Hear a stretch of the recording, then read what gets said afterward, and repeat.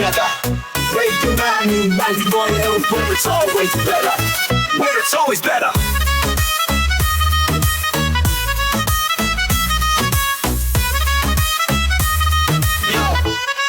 Yo, सुबह का सूरज या शाम का रंग, we bring you joy हर जुबान का धन. Community की बात हम हैं आपके साथ, let's spread the love, चलो मिल के साथ. Tune in, turn up, दिल से बात करो. Radio Manu 92 FM के साथ चलो. Every voice counts, हर लम्हा यहाँ चलो बात करके देखते हैं. Let's all shine on. Yo, let's all go.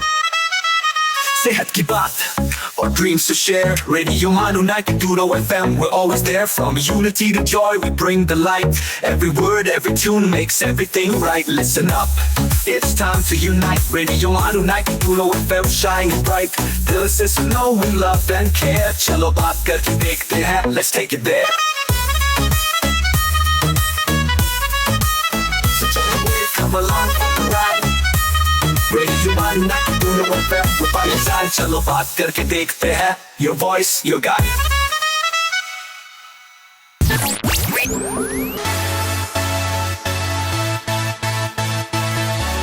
ये है रेडियो मानू 90.0 FM. चलो बात करके देखते हैं.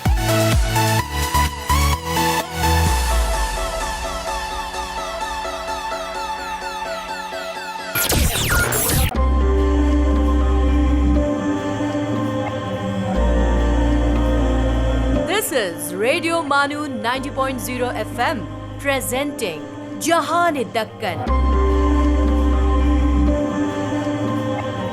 आदाब, नमस्ते दोस्तों, मैं हूं डॉक्टर सुभाष, असिस्टेंट प्रोफेसर, मरकज़ बराए मुतालियात दक्कन, मौलाना आज़ाद नेशनल उर्दू यूनिवर्सिटी. आज हमारे साथ स्टूडियो में मौजूद हैं doctor Mir Abul Hussain, assistant professor, centre for distance and online education, Maulana Azad national Urdu university. Doctor Hussain साहब, मैं आपका तहे दिल से शुक्रिया अदा करना चाहता हूँ कि आज जो आप अपना कीमती समय निकाल कर हमारे शो में आए. A warm welcome to our show Jahan-e-Deccan. बहुत बहुत शुक्रिया डॉक्टर सुभाष साहब. Thank you. आज हम दक्कन में सूफीज़म के बारे में बात करेंगे जो दक्कन के तारीख से जुड़ा हुआ है. हुसैन साहब, ये बताइए सूफीज़म क्या है? सूफीज़म जो तसव्वुफ़ है, ये इनर डायमेंशन ऑफ इस्लाम है. ये ज़ोर देता है प्यार, मोहब्बत, डिवोशन टूवर्ड्स वन गॉड. और ये Sufism it's never a separate sect but A part of Islam. ये इस्लाम से अलहदा नहीं है. ये इस्लाम का अजीम व शान मरहला है जो आगे चल के इस्लाम के फैलाव में बहुत कारगर साबित हुआ. अगर देखा गया तो ट्रेडिशंस के मुताबिक एक्सटर्नल प्रैक्टिसेस लाइक के नमाज, रोज़ा, ज़कात, हज, ये सब सुतून है इस्लाम के. मगर जो सूफीज़म में जो देखा जाता है वो इनर प्यूरिफिकेशन है. जैसा कि आप अपने ईगो को ख़त्म करना है और आपके तकब्बुर को ख़त्म करना है और सेल्फलेसनेस रहना. आप अपना और ये नहीं रहना. और ये सब चीज़ें माने जाते हैं कि क्लोजनेस टू डिवाइन, अल्लाह ताला के रूबरू और आप और क़रीबी इख्तियार करने का एक ज़रिया है सूफीज़म. अगर देखा गया तो इसमें अल्लाह से जब क़रीबी इख्तियार करने का तरीक़ा है, सबसे अव्वल ज़िक्र अल्लाह ताला के, सुबहान अल्लाह, अल्हम्दुलिल्लाह, कुछ भी रहो, ज़िक्र है जो अल्लाह ताला से क़रीब करता है. और ये जो क़रीबी अल्लाह ताला से क़रीबी हमें हासिल होती है because of a spiritual teacher जो कि पीर और मुरीद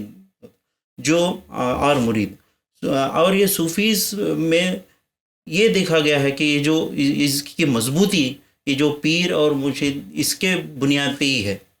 जैसा कि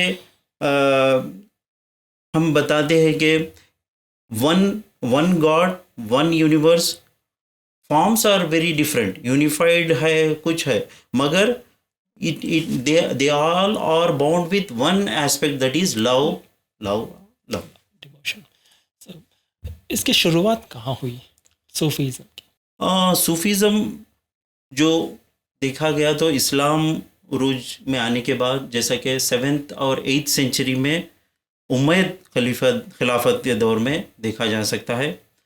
हुजूर सल्लल्लाहु अलैहि वसल्लम के वफ़ात के बाद जब इस्लाम बड़े पैमाने पे फैल रहा था, जैसा कि पॉलिटिकली, ज्योग्राफिकली, और उसके साथ साथ उसमें वेल्थ और पावर आ गया, तो इसमें इस्लाम से दूर होने के मराहिल आ चुके थे। तो ऐसा एक तबका जो एकदम अल्लाह ताला से करीब था, वो इनसे हट के स्पिरिचुअल एसेंस इस्लाम में कम हो रही, बल्कि इन लॉ जो है एक सिलसिला कायम करे, जैसा कि मेन मराकज़ इसका है बगदाद, दमस्कस, और इसमें प्योरली मटेरियलिज्म को अवॉइड करना है और वननेस ऑफ गॉड और प्योरिटी ऑफ हार्ट के थ्रू अल्लाह ताला के को राज़ी करना है। जो ये पॉलिटिकली, ज्योग्राफिकली एक्सपैंड हो गया इस्लाम, तो थोड़ा तकब्बुर, थोड़ा माइट, मिलिट्री माइट, वो पूरा बढ़ता चला गया। इसको दूर करने के लिए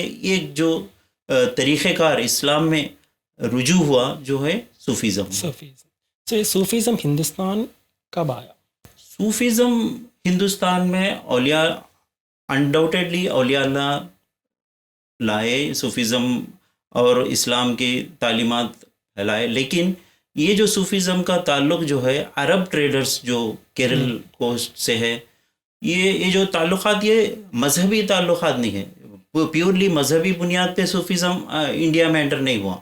ये जो समंदरी तिजारत, जो ट्रेड है केरल कोस्ट से, वहाँ पे अरब आए, यहाँ थोड़े अरब बस भी गए, थोड़े प्योरली ट्रेड प्रैक्टिसेस में ही हो गए। और वैसे ही अगर देखा गया तो हुजूर सल्लल्लाहु अलैहि वसल्लम के बाहयात रहे जब ही हमारे हिंदुस्तान में पहली मॉस्क कंस्ट्रक्ट हो गई, चाहे वो केरला में, गुजरात रहने दीजिए या केरल में रहने दीजिए, तो वो वैसा जो एक कनेक्शन बना, वो ट्रेड का भी ज़रिया है। और सबसे अहम जो है सूफियों का यहाँ पे आना, जैसा बगदाद से आ गए और फिर बाद में नॉर्थ इंडिया, फिर दक्कन, फिर फार साउथ, केरला, ऐसा हर जगह सूफीस गए और अपने तालीमात को लोगों में पहुँचाए। मैंने सुना सूफीज़म में बहुत सारे सिलसिले हैं, क्या है? जनरली अगर देखा गया तो सूफीज़म के डिफरेंट ऑर्डर्स बोलते तो सिलसिला, ये जो सिलसिले बहुत सारे हैं, मगर इसमें जो 4 बहुत अहम सिलसिले हैं, जैसा कि चिश्तिया सिलसिला, कादरी सिलसिला, नक्शबंदी और सत्तारी सिलसिला, और इसके अलावा खलंदरी सिलसिला, सोहरावर्दी सिलसिला भी लोगों में बहुत मशहूर है। इसको किसने, who started all this in? अगर देखा गया तो जैसा कि इससे पहले भी हमारे इसमें आया कि ये जो सूफीज़म, जो पीर और मुर्शिद, शेख और इसका जो कनेक्शन है, ये जो इंडिया पहुंचने के साथ साथ पर्शिया, अफ्रीका, सेंट्रल एशिया में इनके तालीमात फैलाने लगे। अगर देखा गया तो बहुत सारे सूफियाँ गुज़रे हैं हिंदुस्तान में, ख़ास करके नॉर्थ इंडिया में, जो कि अपने तालीमात रुजू करे। उनमें से अव्वल दर्जे पे है ख्वाजा मोइनुद्दीन चिश्ती, जिन्हें गरीब नवाज भी कहा जाता है, बेनिफैक्टर ऑफ द पुअर इसका माने है। इनका जो सिलसिला है अजमेर में चिश्ती सिलसिला है, और ये अफ़गानिस्तान से लेट 12th सेंचुरी में आए।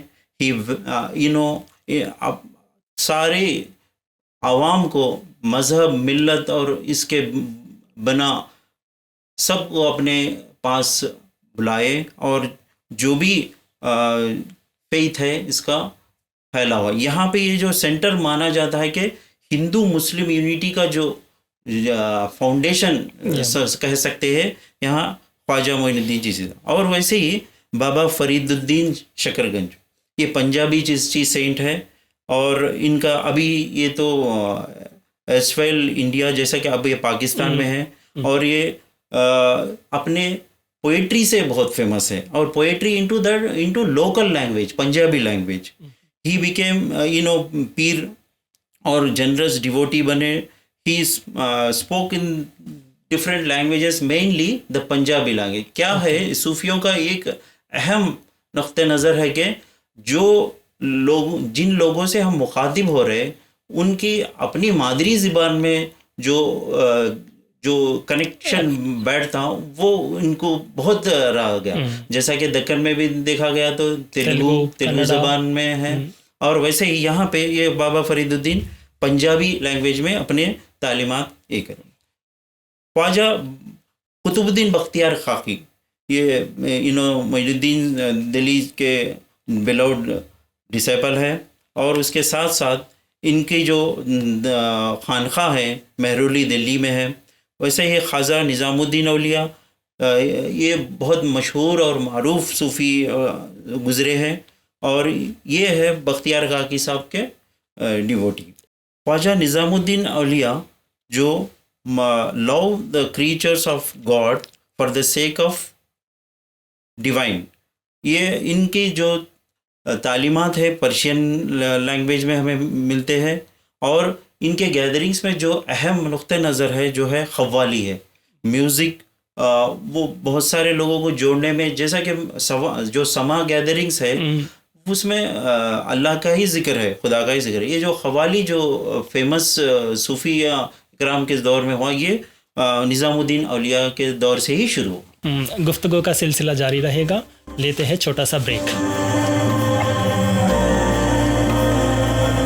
Listening to Jahan-e-Dakkan, Radio Manu 90.0 FM's Deccan Heritage Show.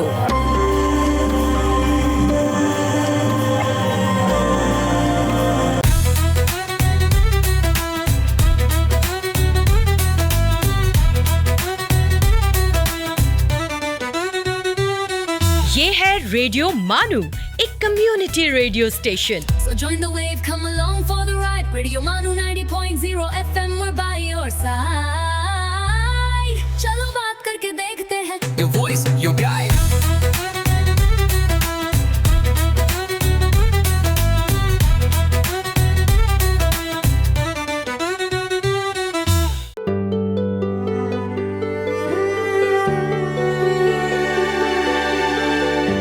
Let's listen to अर्ज किया है। आदाब दोस्तों, आप सुन रहे हैं अर्ज किया है रेडियो मानू 90.0 FM पर। आइए आज मुलाकात करते हैं मशहूर उर्दू शायर वसीम बरेलवी साहब से। वसीम बरेलवी साहब का असल नाम सैयद मोहम्मद वसीम है। उनका जन्म 8 फरवरी 1940 को बरेली, उत्तर प्रदेश में हुआ। उर्दू गजल के आसमान पर उनका नाम एक रोशन सितारे की तरह चमकता है। उनकी शायरी में मोहब्बत, इंसानी रिश्ते, तहजीब, अखलाक और जिंदगी के गहरे तजुर्बात का खूबसूरत इजहार मिलता है। वसीम बरेलवी साहब की गजलों की सबसे बड़ी खूबी उनकी सादगी और दिलनशीन अंदाज़े बयान है। उनके अल्फाज सीधे दिल तक पहुंचते हैं और सामीन को सोचने पर मजबूर कर देते हैं। आइए उनके चंद मकबूल आशार सुनते हैं। जहां रहेगा वहीं रोशनी लुटाएगा, किसी चराग का अपना मकान नहीं होता। और एक और मशहूर शेर, हर आदमी में होते हैं 10-20 आदमी, जिसको भी देखना हो कई बार देखना। और ये शेर भी बहुत मकबूल है, मैं इस उम्मीद पे डूबा कि तू बचा लेगा, अब इसके बाद मेरा इम्तिहान क्या लेगा। वसीम बरेलवी साहब की शायरी मोहब्बत के साथ साथ इंसानियत और जिंदगी की हिकमत से भी रोशन है, इसीलिए उनका कलाम अदब के शायकीन के दिलों में खास मकाम रखता है। इसी के साथ दीजिए इजाजत, फिर मुलाकात होगी एक और अहम अदबी शख्सियत के साथ। मैं हूं आपका दोस्त डॉक्टर हशमत और आप सुन रही थी अर्ज किया है सिर्फ रेडियो मानू 90.0 FM पर। खुदा हाफिज। आप सुन रहे थे अर्ज किया है।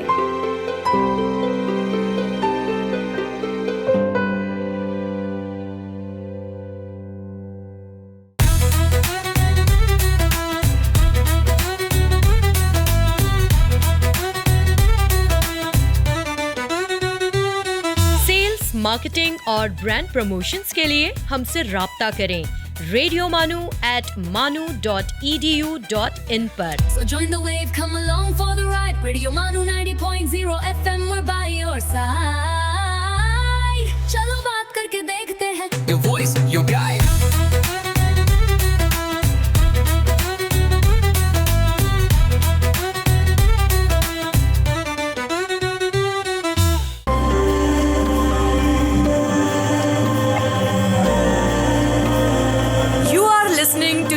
शान दक्कन, रेडियो मानू 90.0 FM's डेक्कन हेरिटेज शो।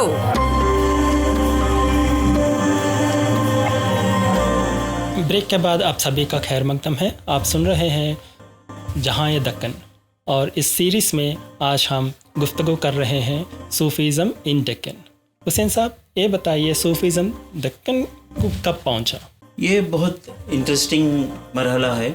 जैसा कि दिल्ली सल्तनत का क़याम होना और उसके बाद मोहम्मद बिन तुगलक के टाइम में जब कैपिटल दिल्ली से देवगिरी शिफ्ट हुई, तो मोहम्मद बिन तुगलक ये चाहते थे कि दिल्ली का जो माहौल है यहाँ पे भी उसको क़याम और दायम रखा जाए, और वो एक एक एक डिग्री जैसा पास हुआ कि यह मूव टू साउथ देवगिरी। तो नॉर्थ इंडिया में थे जो दक्कन आए, और ऐसा भी नहीं है कि सब सूफिया अकराम तभी आए, मगर उससे पहले भी बहुत सारे सूफिया अकराम आए। और ये जो दक्कन में गुलबर्गा जो सेंटर ऑफ सूफीज़म बना, तो सिर्फ और सिर्फ हज़रत बंदे नवाज गेसुदराज साहब के वजह से। और ये बहमनी सल्तनत के दौर में ये बहुत मशहूर सूफिया अकराम गुजरे हैं ये जी। और ये जो है डायरेक्ट स्पिरिचुअल सक्सेसर है निज़ामुद्दीन औलिया के। और इनका जो पायतख्त कहा जा सकता के सिलसिले का ये जो गुलबर्गा है, आज के कर्नाटक में है, वो कालाबुर्गी बोल के माना जाता है। और ये जो बहमनी सल्तनत का पैट्रोनेज इनको अच्छा खासा मिला।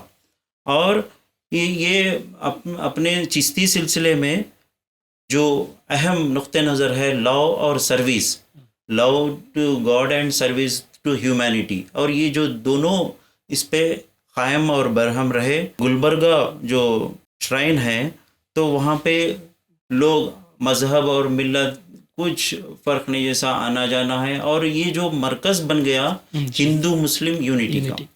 जैसा कि इंडियन एक्सप्रेस में बताया जाता कि Bande Nawaz dargah is visited by Hindus and Muslims alike and is the most important pilgrimage centre in the reason.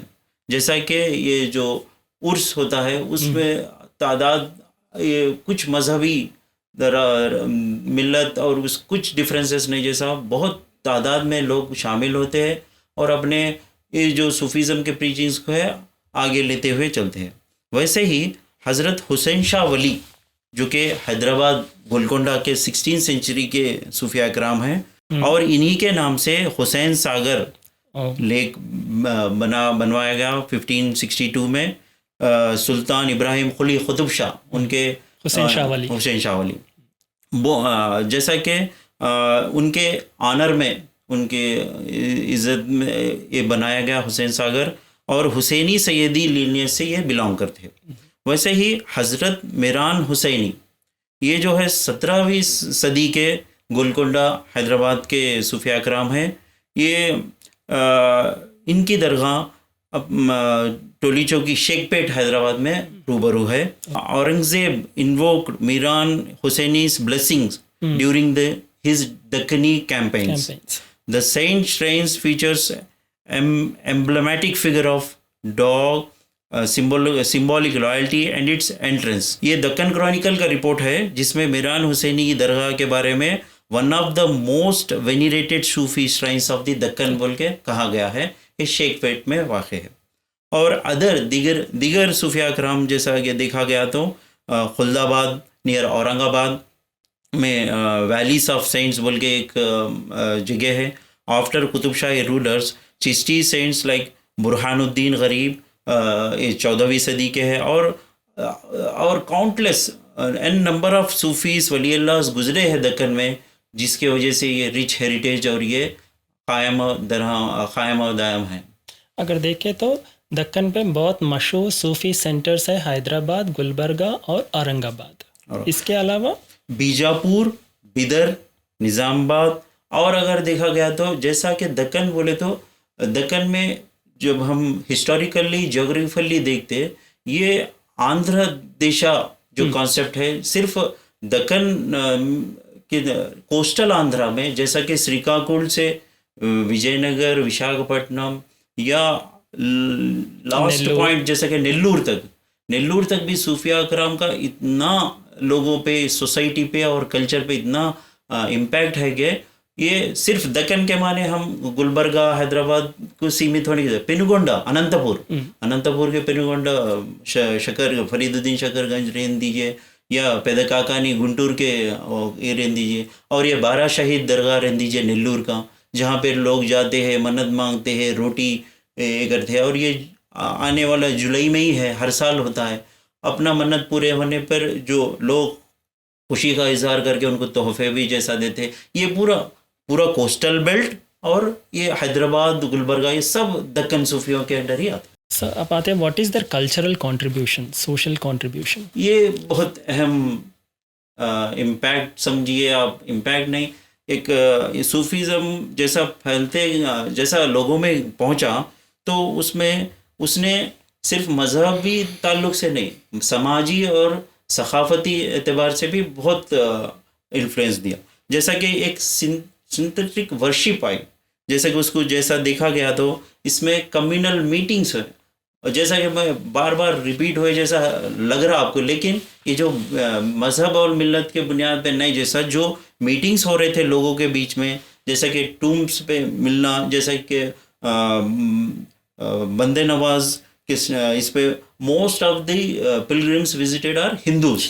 अगर आपको जान के ये हो ताज्जुब होगा कि मुस्लिम से ज़्यादा इनकी तादाद रहती, और इतना अक़ीदे से ये आते कि इनके उर्स में और ख़वाली सेशन में ये अपन हिस्सा लेते। और ये जो गुलबर्गा एनुअल झेला सेरेमनी है, जो मुस्लिम और हिंदू पार्टिसिपेंट्स है, ये सिंबलाइज करता कि they Sufis bonds people irrespective of their religion, caste, creed and region. और जैसा कि आप बताएं, कल्चरल एस्पेक्ट सकाफती देखा गया, तो सबसे अहम जो सूफिया कराम का इम्पैक्ट है वो वर्नाकुलर लैंग्वेजेस पे। जैसा कि अभी शुरुआत में हम पंजाबी लैंग्वेज का जिक्र कर, वैसे ही दक्कन में दक्कनी उर्दू, हिंदी, तेलुगु, जो भी लैंग्वेजेस है, उसके साथ साथ ये जो वर्नाकुलर लैंग्वेजेस में भी बहुत सारे स्क्रिप्ट्स वगैरह मिलते हैं। जैसा कि Sufi poets mix of Persian Arabic language use करते हुए, उसके साथ साथ जो दक्कनी उर्दू है, दक्कनी उर्दू से थोड़ा प्योर उर्दू मानी जाती लखनऊ की, वैसे ही दक्कनी उर्दू में जो इन्फ्लुएंस ऑफ हिंदी और तेलुगु लैंग्वेज के वर्ड्स है, उसकी वजह से दक्कनी उर्दू बनी। वैसे ही तेलुगु ज़ुबान के भी बहुत है, जैसा कि पीरला पंडग रावे, वैयाला रावे, ऐसा ऊरुवाड़ा रावे बोल के, ऐसे जो एक मैसेज है तेलुगु ज़ुबान में भी बहुत शाये है। और इसको देखा गया तो जैसा कि श्रृंगार मंजरी जो अकबर शाह रजू की तसन्नीदा ये है, उसमें संस्कृत ज़बान का बहुत अहम रोल है श्रृंगार मंजरी में। और इसके साथ साथ समा जो सूफ़ी सिलसिले का अहम ये है, उसमें म्यूज़िक बहुत अहम रोल अदा करता है। इसमें ख़वाली रह दीजिए, जैसे निज़ामुद्दीन औलिया के दरबार से जो ख़वाली आ गया, और बाद में ज़िक्र और अस्कार जो समा में होता था वो म्यूज़िक का फॉर्म अख्तियार कर गया। ये जो समा है, जो मिस्टिकल कॉन्सर्ट्स है, ये अहम रोल अदा कर, दिन तमाम जो भी एक्टिविटीज़ होते वो एक तौर पे, और ये जो शाम में जो समा है, ये लोगों को खुदा से रूबरू करा देते, एकदम करीबी रिश्ता जैसा बना देता।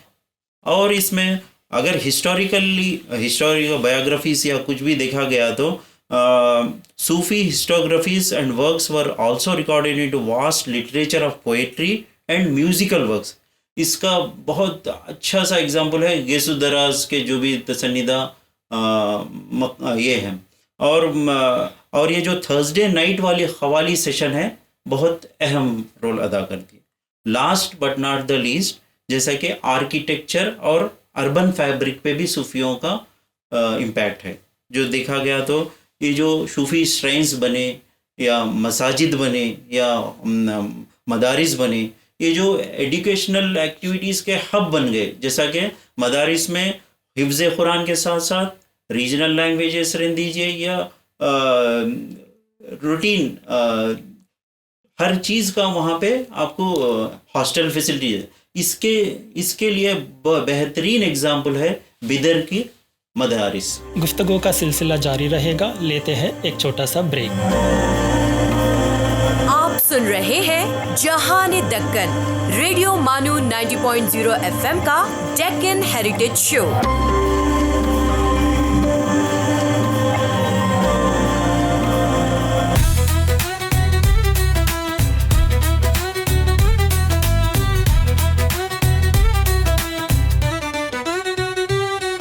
This is Radio Manu, a community radio station. So join the wave, come along for the ride. Radio Manu 90.0 FM, we're by your side. चलो बात करके देखते हैं. Your voice, your guide.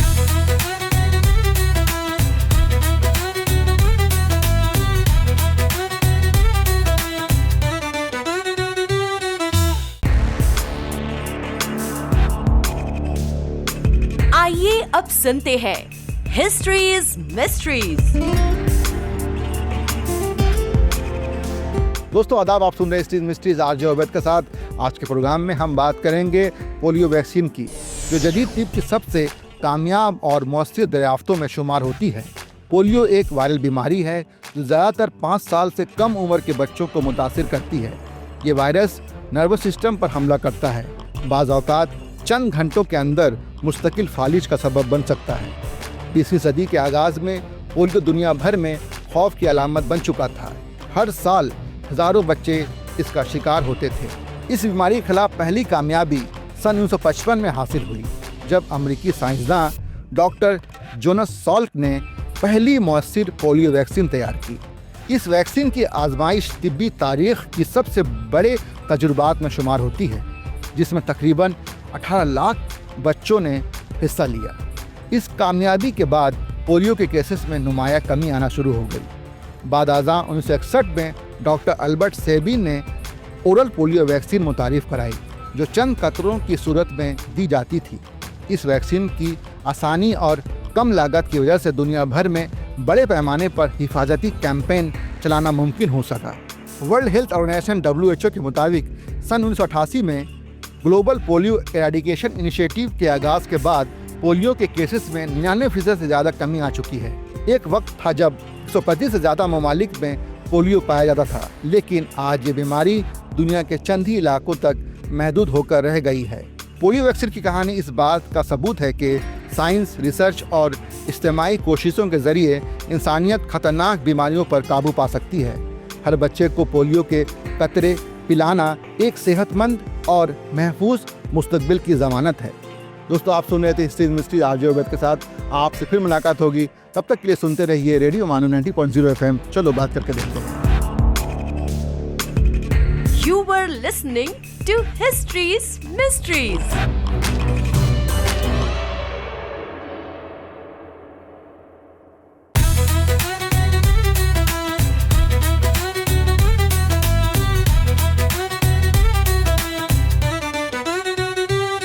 For sales, marketing and brand promotions, write to us on Radio Manu at manu.edu.in. So join the wave, come along for the ride. Radio Manu 90.0 FM, we're by your side. चलो बात करके देखते हैं. Your voice, your guide.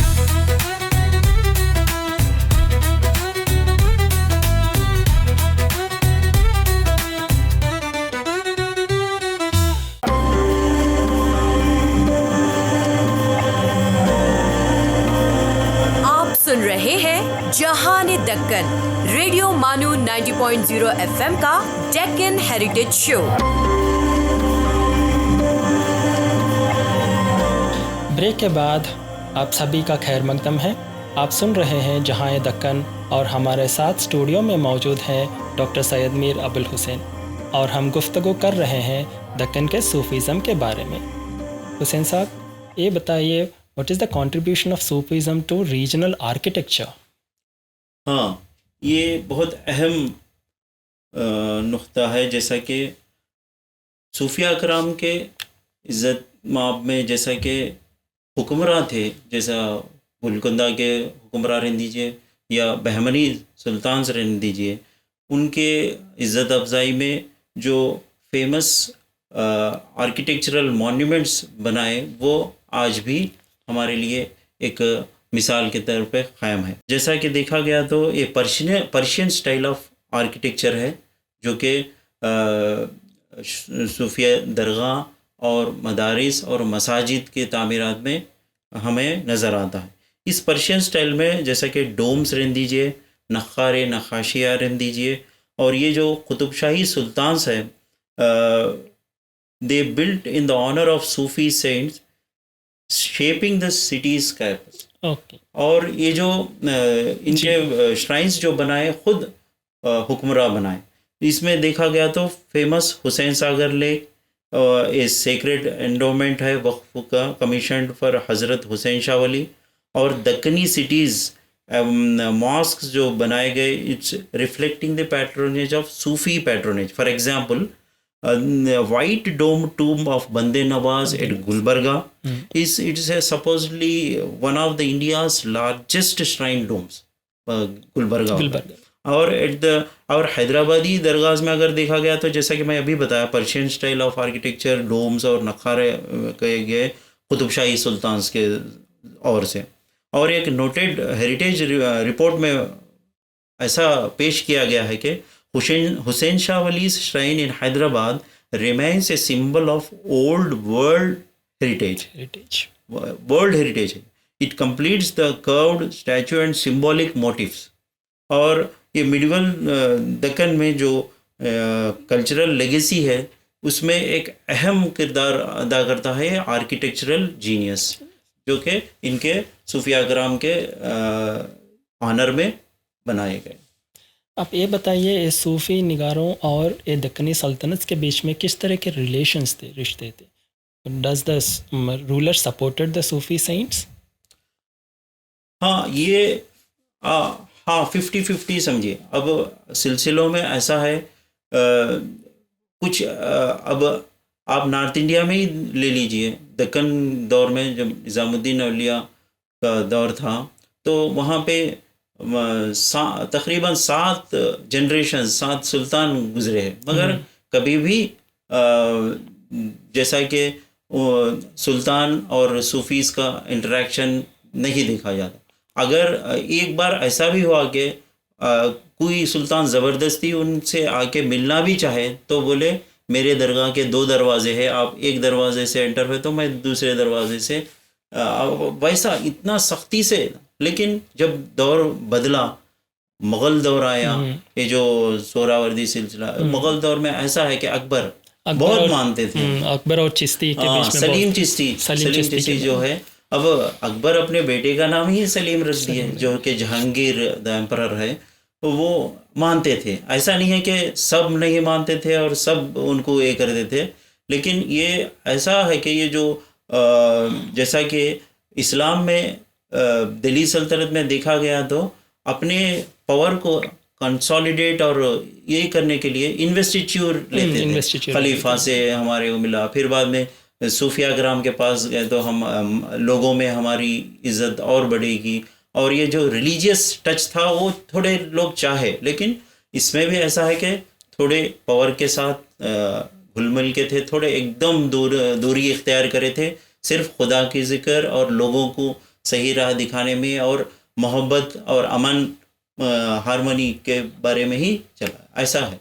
और दक्कन के मशहूर सूफ़ी निगारों के बारे में और कुछ बता सकते हैं आप? हाँ, जैसा कि अब गुलबर्गा पायतख्त बोलते हैं, गेसुदराज का जिक्र हो गया, और पेनुगोंडा आंध्र प्रदेश में जो है बाबा फरीदुद्दीन शकरगंज, जैसा कि पेदकागानी में ये मैं बताया, उसके साथ साथ और ये जो खलंदरी सूफीज़, जैसा कि सिलसिला बहुत सारे 4 बहुत मशहूर मारूफ है, बल्कि अभी हमारे इसमें आया, वैसे ही बुल्ले शाह खलंदर पानीपत हरियाणा के हैं, ये खलंदरी सूफीज़, और उसके साथ साथ नॉर्थ इंडिया से रूबरू होने के बाद हज़रत बहादुद्दीन गरीब दौलताबाद महाराष्ट्र के लिए, ये मुरीद थे हज़रत निज़ामुद्दीन औलिया के, और ये महाराष्ट्र में चिश्तिया ऑर्डर के सिलसिले फैलाने और इसमें बहुत ये करे, और ये दौलताबाद में सेटल हो गए। जैसा कि मैं बताया, इससे पहले जिक्र हुआ था, सूफीस नेचुरली साउथ इंडिया है, और अल्लाह मोहम्मद बिन तुगलक के जो कैपिटल चेंज के बाद और ज़्यादा उसमें नंबर में इजाफा हो गया, वो ये देखा गया दौलताबाद में। इनका भी मैसेज ये है clearly, love, tolerance and closeness to God. वैसे ही हज़रत ख्वाजा सैयद शाह रज़ू खत्ताल हुसैनी, खुल्दाबाद महाराष्ट्र, ये क़ादरी ऑर्डर के बहुत मशहूर मारूफ सूफिया कराम गुजरे हैं। ये आराम फरमा रहे खुल्दाबाद में, ये town called off valleys of cents, और इसमें देखा गया तो बहुत सारे मिराकिल्स हैपन होते हैं। लोग एक मिराकिल होने से वो जो अपने मन्नत पूरे होने पर जो लोगों की तादाद बढ़ती गई, वो नेचुरली बढ़े। कोई इनके बारे में जाके बताए सो नहीं, करे सो नहीं। ये जो करामात है क़ादरी ऑर्डर की, जैसे खत्ताल हुसैनी की तो साहब की, तो इसमें ये स्पिरिचुअल डिसिप्लिन और कॉमन पीपल के पास एक सही रास्ता जैसा लोग समझने से इनके पास तादाद बढ़ती। वैसे ही हज़रत सैयद शाह अफजल बियाबानी, ये वरंगल के फेमस तेलंगाना के बियाबानी, और इनका जो शिजरा जो है देखा गया तो अहले बैत से ये होता है, और ये मोस्ट रिसेंट सूफी सेंट है, जैसे कि 19th सेंचुरी। अब सूफीस आप जिक्र कर रहे थे 6th सेंचुरी बोला, प्रॉफेट मोहम्मद सल्लल्लाहु अलैहि वसल्लम के वफ़ात के बाद, और ये जो दिगर ममालिक गए बताया, लेकिन ये जो लेटेस्ट 19th सेंचुरी में भी है क्या समझ सकते हैं, लेकिन है ये जो one of the best example है बियाबानी साहब का। ये इनकी भी ह्यूमैनिटी, गरीबों के लिए काम करना रहा। इनका जो पायतख्त है जैसा कि खाजीपेट वरंगल में है, इन्हीं के नाम से वो खाजीपेट भी है, और इनका भी यही ज़रिया था कि serving people in the highest form of serving people is the highest form of devotion to God, ये था इनका। और आखिर में हज़रत हाजी अली शाह बुखारी, मुंबई महाराष्ट्र, आल्दो इनके बारे में देखा जाता है, ये करामात हमारे आँखों को नज़र आती, जैसा कि समंदर में इनकी जो दरगाह है हमारे लिए आँखों से ही नज़र आती है। और इसमें देखा गया तो बहुत मुख्तसर वक्त दक्कन में रहे इन्हों, लेकिन अजीम ये छोड़ गए, इम्प्रेशन छोड़ गए। ये दरगाह लोकेटेड है on the coastal of Mumbai, is one of the most iconic shrines in India. He also symbolises the detachment from the material world and surrender to God. दोस्तों, जहाँ दक्कन के इस एपिसोड में आप सुन रहे थे सूफीज़म इन दक्कन के बारे में। जहाँ दक्कन के अगले एपिसोड में फिर से मुलाकात होगी, तब तक के लिए इजाज़त दीजिए। शुक्रिया, नमस्ते।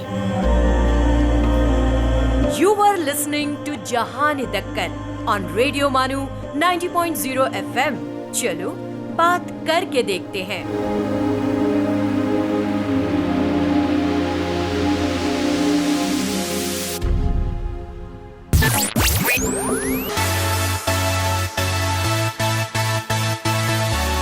आप सुन रहे हैं रेडियो मानो 90.0 FM। चलो बात करके देखते हैं।